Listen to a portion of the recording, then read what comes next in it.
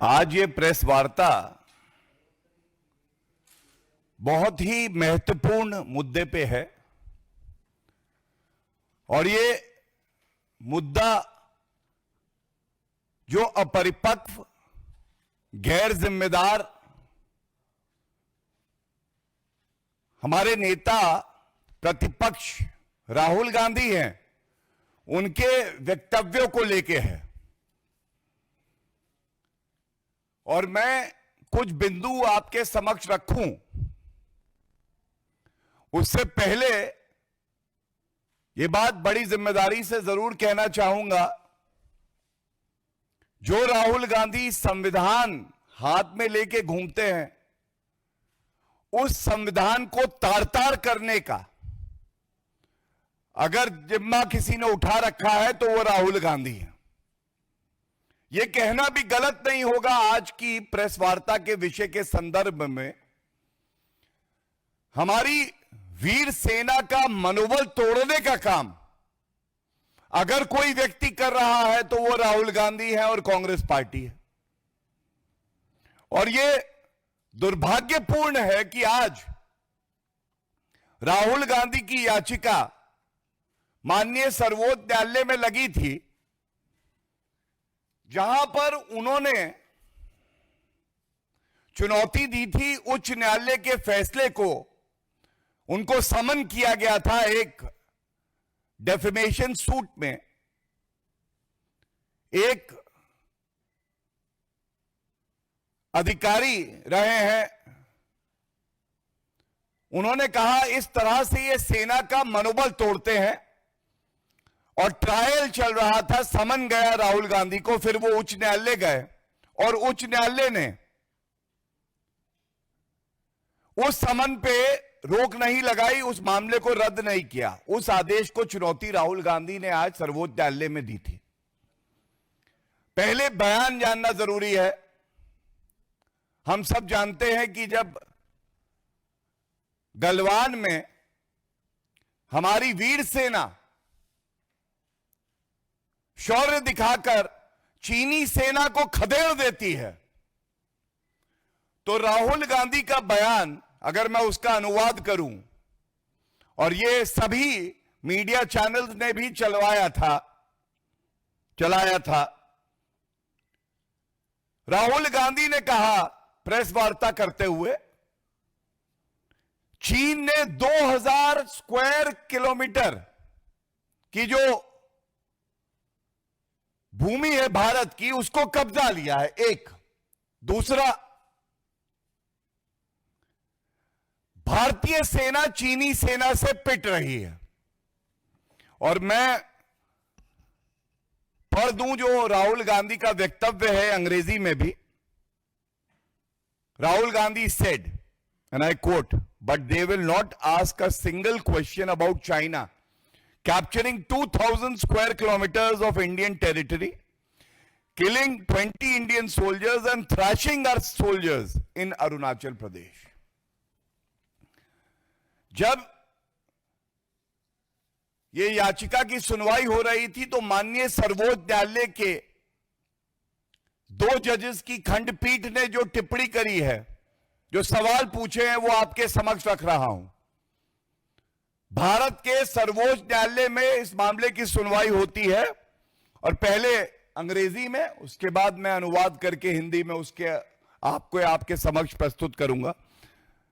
The honourable supreme court made a statement, if you are a true Indian, you wouldn't say this.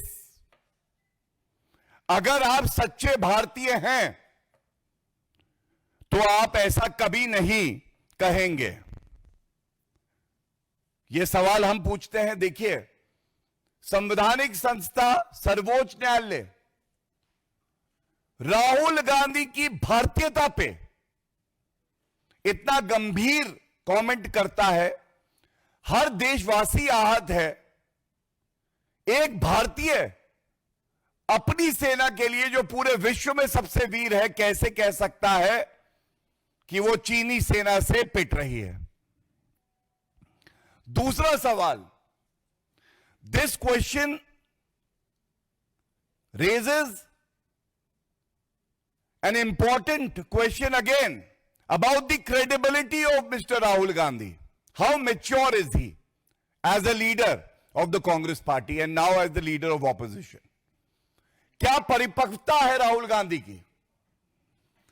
And the Honorable Supreme Court remarked, how do you get to know that 2,000 square kilometers of Indian territory was occupied by the Chinese?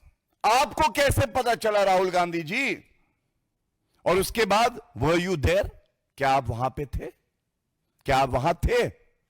जो आप ये कहते हैं कि भारत की 2000 square kilometre की भूमि चीन ने कब्जा कर ली है. Then do you have any credible material? क्या आपके पास कोई विश्वसनीय सबूत है? Why do you make these statements without any credible information?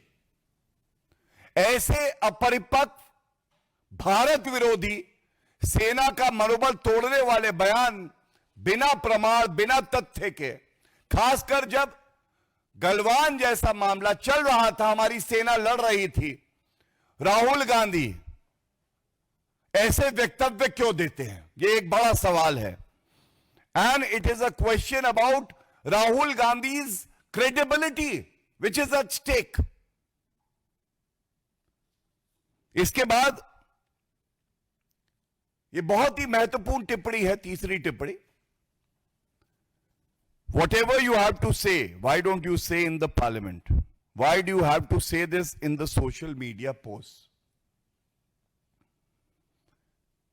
एक बहुत बड़ा विषय यह भी है, हर बयान देने का, हर मुद्दा उठाने का सही फोरा होता है.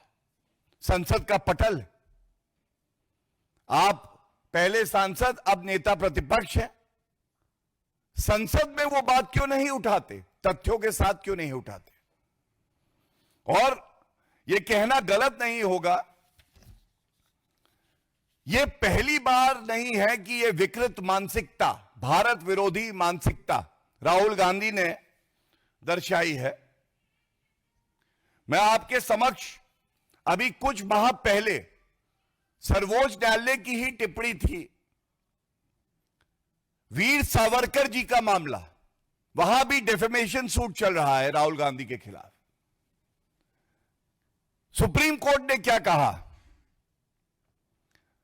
डज योर क्लाइंट मतलब Rahul Gandhi, does your client know that his grandmother Indira Gandhi, when she was the prime minister, also sent a letter praising the gentleman Savarkar ji, the freedom fighter? ये सर्वोच्च न्यायालय ने पूछा राहुल गांधी से, उनके वकील से पूछा. So therefore, let him not make irresponsible statements about the freedom fighters. और सबसे बड़ी बात है, जो टिप्पणी अब मैं पढ़ रहा हूं, ये वीर सावरकर जी के केस में सर्वोच्च न्यायालय की. You go to Akola and make this statement in Maharashtra where he Savarkar ji is worshipped. उनकी पूजा होती है वहां. Don't do this. Why do you make this statement? मैंने आपके समक्ष दो उदाहरण रखे. तीसरा, हम सब जानते हैं कमीशन खोर कांग्रेस 10 साल तक राफेल नहीं ला पाई थी. आदरणीय प्रधानमंत्री श्री नरेंद्र मोदी जी ने सुनिश्चित किया कि भारतीय वायु सेना को राफेल लड़ाकू विमान मिले. राहुल गांधी जी ने यही अपरिपक्वता और विकृत मानसिकता दिखाते हुए अशोभनीय अभद्र भाषा का प्रयोग माननीय प्रधानमंत्री जी के लिए किया. और उसके बाद सर्वोच्च न्यायालय का एक फैसला आया जिसमें यह माना गया कि राफेल भारतीय वायुसेना से जुड़ा, इससे भारतीय वायुसेना मजबूत होती है और यह भारत के हित में है. लेकिन राहुल गांधी ने टिप्पणी सर्वोच्च न्यायालय के फैसले का हवाला देके कुछ और करी और झूठ बोला। तो सर्वोच्च न्यायालय में जब लताड़ पड़ी तो राहुल गांधी ने माफी मांगी, अनकंडीशनल अपॉलॉजी, बिना शर्त के माफी, क्योंकि झूठ भी बोला और प्रोपेगेंडा फैलाया। मैं 2 वाक्य इस फैसले में से पढ़ना चाहता हूं। सुप्रीम कोर्ट ने क्या कहा, ये तीनों जो मैंने आपको बताए, 2 बताए और ये तीसरा पढ़ रहा हूं, ये सर्वोच्च न्यायालय की टिप्पणी है राहुल गांधी के ऊपर। We must note that it is unfortunate that without verification or even perusing as to what is the order passed, the contemner Rahul Gandhi deemed it appropriate to make statements as if this court had given an imprimatur to his allegations against the Prime Minister, which was far from the truth. Next para. The matter was compounded by filing a 20-page affidavit with a large number of documents annexed rather than simply accepting the mistake and giving an unconditional apology. And last, we do believe that persons holding such important positions in the political spectrum must be more careful. And then the Honorable Supreme Court remarks, certainly Mr. Gandhi needs to be more careful in future. ये मैंने आपको कुछ अंश उस judgement में से पढ़े, और आज जब ये टिप्पणी आई है तो एक सवाल उठता है, does India, does Bharat deserve a more responsible, a better leader of opposition? The question arises, as a leader of opposition who has taken oath under the Constitution to protect the sovereignty of our country, is he destroying the sovereignty of our country? Is he helping nations that are inimical to our country? And is he demoralizing the brave Indian armed forces?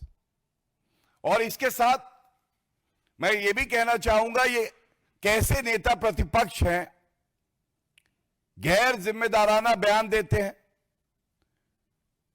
ये फौजदारी के मामले में धोखाधड़ी के लिए bell पे बाहर है।